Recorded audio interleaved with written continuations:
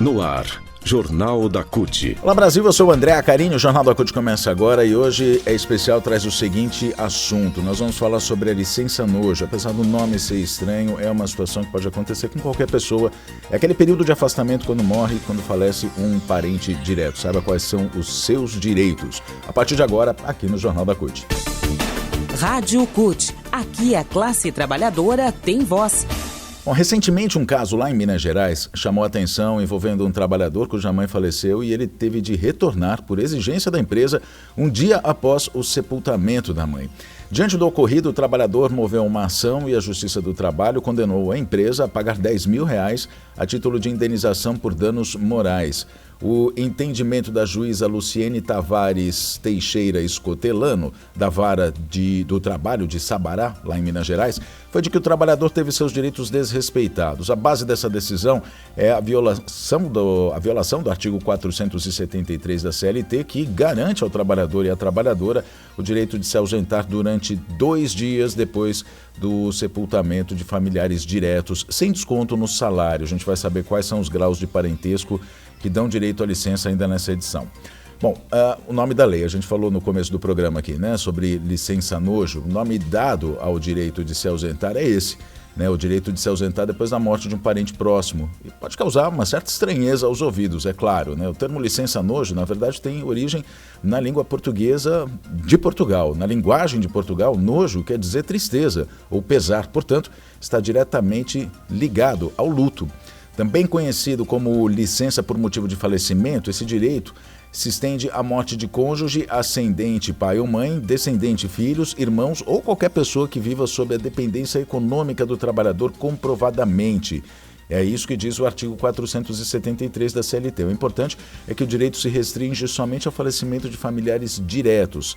Outros parentes como primos, tios, sobrinhos e sogros não garantem esse direito ao afastamento, né? Mas a menos que estejam, claro, como a gente disse agora, na condição de dependentes econômicos. Essa licença tem também o propósito de permitir que o trabalhador e a trabalhadora, nesses casos, possa ter um período de recuperação emocional, além de, eventualmente, cuidar de questões relacionadas ao falecimento, como documentação, atestado de óbito, procedimentos funerários, o velório, o sepultamento. Além disso, essa licença nojo não pode ser descontada da remuneração do trabalhador. Os dias não trabalhados não deverão ser compensados também. Por outro lado, o trabalhador deve encaminhar à empresa, se esta solicitar, obviamente, documentos que comprovem, né, como o atestado de óbito ou outros que comprovem a situação. E a gente também vai falar sobre isso daqui a pouquinho, quais são os documentos, né? Bom, apesar da legislação prever o direito, como a gente descreveu, né, do jeito que é, acordos e convenções coletivas das categorias podem conter cláusulas com benefícios adicionais. Isso quer dizer que esses acordos ou convenções que vêm das negociações coletivas dos sindicatos com a categoria, com as empresas, eles podem estender o direito a outros familiares, ou seja, parentes não diretos. Além disso, ou então mais dias, né, no caso, não só 2, alguns dias a mais, enfim, dá a depender do acordo. Além disso, sobre os cônjuges, a lei contempla também, desde que com comprovação, a união estável, né, quando não é casado no civil, mas tem a união estável, e as relações homoafetivas, como parentes diretos, para garantir o direito também. Padrastos, madrastas e enteados também têm esse direito, que é garantido por uma lei adicional, a 8.112, que é lá de 1990.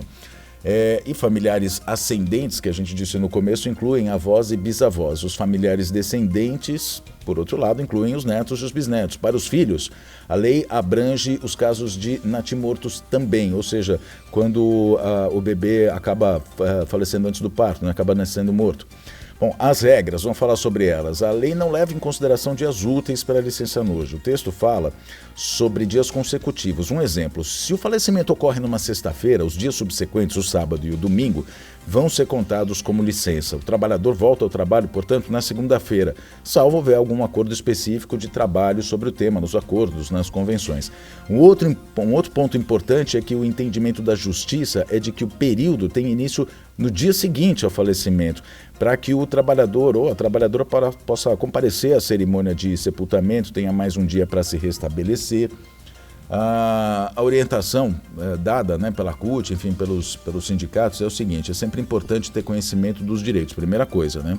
Por isso que a gente está dizendo isso. A partir, tá dando essa informação, né? A partir dessas informações que a gente deu, é recomendado ao trabalhador que procure o Departamento de Recursos Humanos da empresa para ficar ciente de eventuais direitos adicionais que possam ser oferecidos, e, em especial, consultar o sindicato da categoria para verificar o que o acordo coletivo ou a convenção coletiva diz sobre o tema. Ou seja, procura lá o RH da empresa, ver qual é a política que eles têm para a licença nojo. Às vezes ela pode ser de mais dias, pode ter um acordo ou uma cláusula no acordo que seja diferente, que seja a mais, né, sempre a mais do que diz a CLT.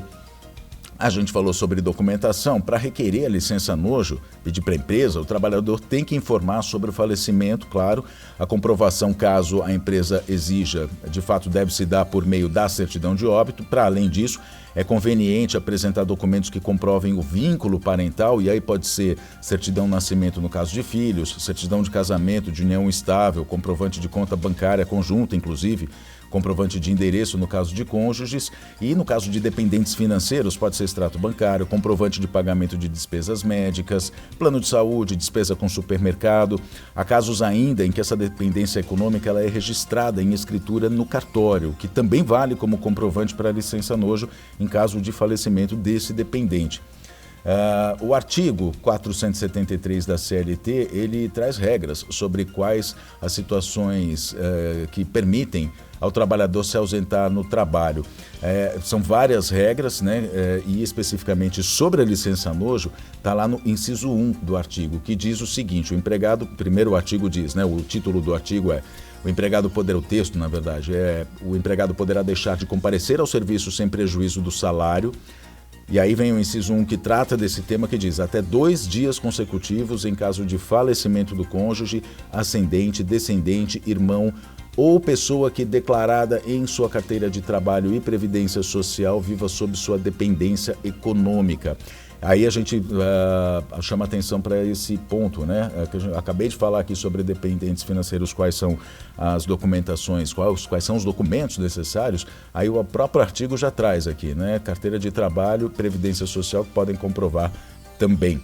Bom, o Jornal da CUT fica por aqui, falando sobre o que é licença nojo. Se você precisar de mais informações, quiser ouvir de novo essa edição do jornal, está lá no portal da CUT, cut.org.br. É só você baixar lá no site, vai ter lá na seção rádio essa edição para você ouvir, ou então a matéria escrita, que também está no portal cut.org.br. Boa leitura, informe-se sempre, não esqueça, consulte seu sindicato, consulte o RH da empresa para saber quais são as condições. A gente se fala na próxima edição do Jornal da CUT. Até lá!